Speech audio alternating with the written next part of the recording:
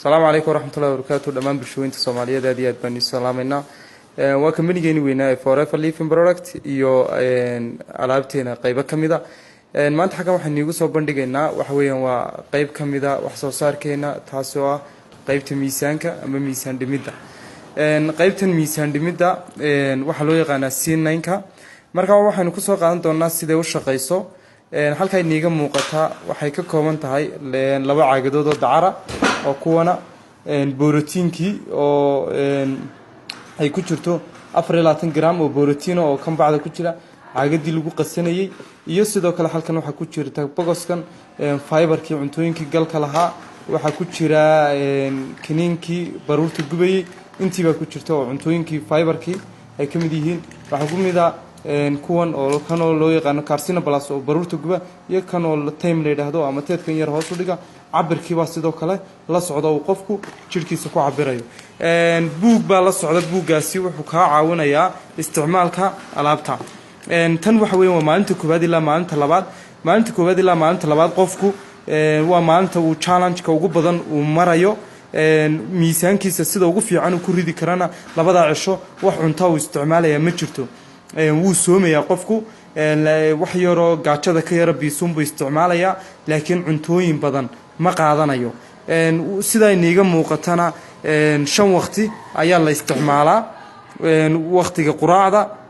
xilliga barqada qadada cashada iyo habeenkii sidaas uu soconaya qofku xilliga quraacda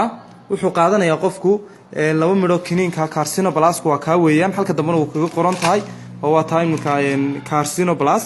oo xaga ay kaga qoran tahay oo halka dambe way ku qoran tahay marka isaga laftigiisa way ku qoran tahay xilliyada la qaadanayo waa quraacdii qadadii iyo cashada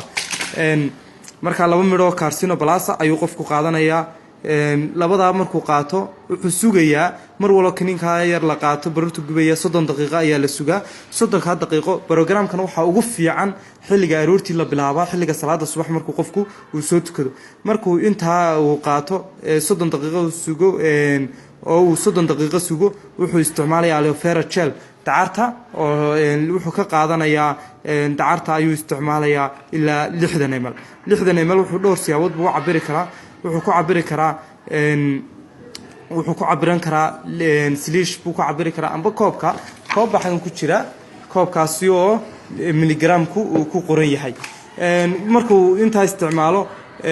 aloe vera gel-ka uu isticmaalo wuxuu isticmaalayaa kiniinka yar teemka waa ka yar weeyaan markuu teemka isticmaalo wuxuu isticmaalayaa oo inta ku xigsiinayaa wuxuu isticmaalayaa marka exercise-kaas waa cardiac exercise weeyaan oo wadnaha dhaqaaqiisa bedelaya maha socod maha iska fadhi waa gucleyn weeyaan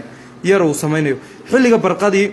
halkii uu shaaha ka cabi jiray wuxuu qaadanayaa forever fiber oo taayaro starch ka yar ayuu qaadanayaa biyo yaro diiran soo qaadanaya uu ku daranaya markuu ku daro deetana uu walaaqanaya qofku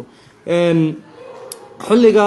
qadada marka la gaaro wuxuu isticmaalayaa 2 midho karsina plus oo kiniinkaas baruurta gubaya wuxuu sugayaa 30 daqiiqo 30 daqiiqo markuu sugo 30 amba exercise buu sameyn karaa amba uu yara jimicsan karaa waxyaabo intaas uu sameyn karaa wuxuu ku xigsiinayaa aloe vera gel dacartiyo sharaaba deetana wuxuu ku xigsiinayaa borotiinkan hal mulqaacadood buu soo qaadanayaa halka qaada markuu deetana caagadan buu ku qasanaya halkan buu ku darayaa mulqaacadii ilaa 300 oo ml oo biyo ah 300 waa ilaa halka weeyaan ilaa halka ayuu joojinaya halka 300 ku qoran tahay kadib 300 uu luxaya deetana xagaas u cabay cunto ahaan buu geli karaa markuu inta cabo wuxuu isticmaalayaa kiniinka yar ee teemka markay gaadho cashadii xilliga cashada kaarsi wuxuu isticmaalayaa kiniinka oo labadii ugu dambeeyay marka kii yar raaba halka ka baxay oo ka 30 daqiiqo ayuu sugayaa kadibna deetana dacarta oo sharaaba ayuu isticmaalayaa dacarta markuu isticmaalo sidaas uu sameeyaa ilaa maghribkii marka ay tahay habeenkii markuu sii seexanayo dacartii 60 ml iyo biyo badan ayuu isticmaalayaa marka waa maalinta koowaad iyo maalinta labaad saas uu la soconaya maalinta saddexaad ilaa maalinta 9aadna sidii caadiga ahayd ayuu qofku marayaa halkii ayuu wadaya marka maalinta koowaad iyo maalinta labaad cuntooyinku muhiim ma aha oo cunto ma qaadanayo laakiin wixii maalinta saddexaad ilaa maalinta 9aad wuxuu isticmaalayaa qofku cuntooyinka borotiinka leh wuxuu joojinayaa wixii carbohydrate-ka bariiska baastada daqiiqda sonkorta sharaabka badan shaaha badan waxaasuu joojinayaa exercise buu samaynayaa beans buu ayuu qaadanaya cuntooyinka aroortii oo kale beanska beedka wuxuu isticmaalayaa cuntooyinkan fiberka ee cunto wadanida ayuu qaadanayaa misirka waxyaabaadka borotiin ku badan yahay ayuu qofku qaadanaya miisaan fiican ayuu ku ridayaa oo aad iyo aad u wanaagsan oo badan intaana jirkiisa uu la soconaya aad baad mahadsantihiin assalaamu calaykum waraxmatullaahi wabarakaatu